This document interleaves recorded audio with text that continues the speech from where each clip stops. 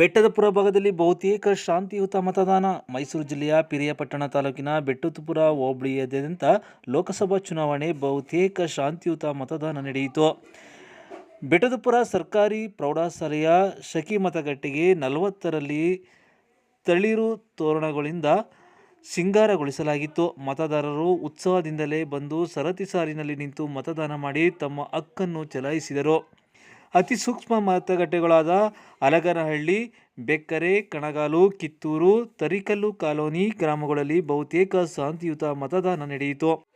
ಮೇಗಳಕೊಪ್ಪಲು ಗ್ರಾಮದ ಮುಖಂಡ ಕೃಷ್ಣೇಗೌಡ ಅವರು ಮಾತನಾಡಿ, ಮತಗಟ್ಟೆ ಸಂಖ್ಯೆ 60ರಲ್ಲಿ ಕೆಳಗಿನ ಕೊಪ್ಪಲು, ಮೇಗಳಕೊಪ್ಪಲು ಎರಡೂ ಸೇರಿ 1500 ಮತದಾರರಿದ್ದು ಒಂದೇ ಮತಗಟ್ಟೆ ಸ್ಥಾಪನೆ ಮಾಡಿದ್ದಾರೆ. ಮತದಾನ ಮಾಡಲು ಗಂಟೆಗಟ್ಟಲೆ ಕಾಯಬೇಕು. ಮುಂದಿನ ತಾಲೂಕು ಪಂಚಾಯಿತಿ ಚುನಾವಣೆಯಲ್ಲಿ ಪ್ರತ್ಯೇಕವಾಗಿ 2 ಬೂತುಗಳನ್ನು ಸ್ಥಾಪನೆ ಮಾಡಬೇಕೆಂದು ಒತ್ತಾಯಿಸಿದರು. ಸುರಗಹಳ್ಳಿ ಈ ಬಾರಿ ಶಾಂತಿಯುತ ಮತದಾನ ನಡೆಯಿತು. ತಾಲೂಕು ಪಂಚಾಯಿತಿ ಮಾಜಿ ಸದಸ್ಯರಾದ ಶಂಕರೇಗೌಡ ಅವರು ಮಾತನಾಡಿ, ಮುಖ್ಯಮಂತ್ರಿ ಸಿದ್ದರಾಮಯ್ಯನವರು ಜಾರಿಗೆ ತಂದ 5 ಗ್ಯಾರಂಟಿ ಯೋಜನೆಗಳು ಜನರಿಗೆ ಅನುಕೂಲವಾಗಿದೆ. ಈ ಬಾರಿ ಮಹಿಳಾ ಮತದಾರರು ಕಾಂಗ್ರೆಸ್ ಕೈ ಹಿಡಿದಿದ್ದಾರೆ. ಕಾಂಗ್ರೆಸ್ ಅಭ್ಯರ್ಥಿ ಲಕ್ಷ್ಮಣ್ ಗೆಲ್ಲಲಿದ್ದಾರೆ ಎಂದು ವಿಶ್ವಾಸ ವ್ಯಕ್ತಪಡಿಸಿದರು. ಅಲಗನಹಳ್ಳಿ, ಅಲ್ಪನಾಯಕನಹಳ್ಳಿ, ಮರಟಿಕೊಪ್ಪಲು, ಕೋಮಲಾಪುರ, ಜೋಗನಹಳ್ಳಿ, ಕೊಣಸೂರು, ಬಸವನಗರ ಗ್ರಾಮಗಳಲ್ಲೂ ಶಾಂತಿಯುತ ಮತದಾನ ನಡೆಯಿತು. ಬೆಟ್ಟತುಂಗ ಮೇಗಳಕೊಪ್ಪಲು ಗ್ರಾಮದಿಂದ ಮಾತಾಡೋದು. ಇದು ಮತಗಟ್ಟೆ ಸಂಖ್ಯೆ 60. ಇದರಲ್ಲಿ 1200 ಓಟು ಚಿಲ್ಲರೆ ಓಟ್ಗಳಿದೆ.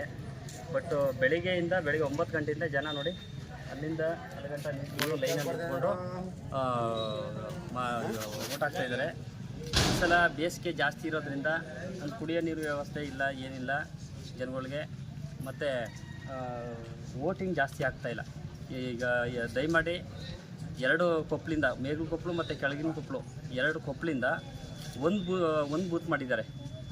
ಸೊ ಒಂದು ಬೂತ್ ಆಗಿರೋದ್ರಿಂದ ವೋಟ್ ಜಾಸ್ತಿ ಇರೋದ್ರಿಂದ ದಯಮಾಡಿ ನೆಕ್ಸ್ಟು ಚುನಾವಣೆಯಲ್ಲಿ 2 ಬೂತ್ಗಳನ್ನ ಮಾಡಬೇಕು ಅಂತ ನಾವು ಈ ಗ್ರಾಮದ ವತಿಯಿಂದ ಕೇಳ್ಕೊತಾ ಇದ್ದೀವಿ. 2024 ಲೋಕಸಭಾ ಚುನಾವಣೆ ಇವತ್ತು ಭಾರಿ ಶಾಂತಿಯುತವಾಗಿ ನಮ್ಮೂರಿನಲ್ಲಿ ಸುರಗಹಳ್ಳಿ ಅಂದ್ಬಿಟ್ಟು ಈ ಗ್ರಾಮದಲ್ಲಿ ಚೆನ್ನಾಗಿ ನಡೆದಿದೆ.